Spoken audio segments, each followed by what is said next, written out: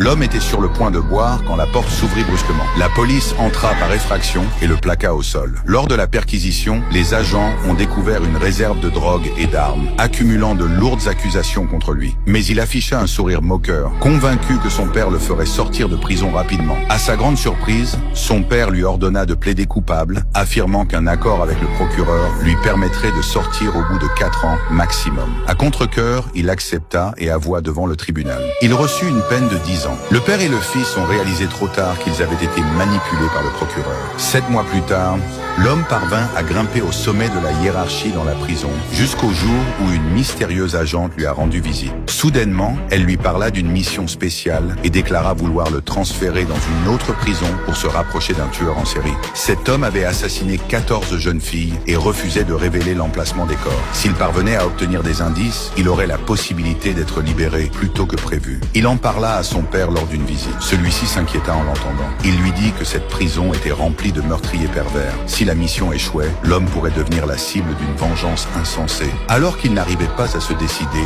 sa belle-mère lui annonça une mauvaise nouvelle. Son père, rongé par l'inquiétude quotidienne pour son fils, venait de subir un accident vasculaire cérébral et il pourrait ne pas survivre jusqu'au jour où son fils sortirait de prison. L'homme décida alors de prendre le risque, mais il ignorait que cette mission allait être 100 fois plus dangereuse qu'il ne l'imaginait. Nom de la série, Blackbird.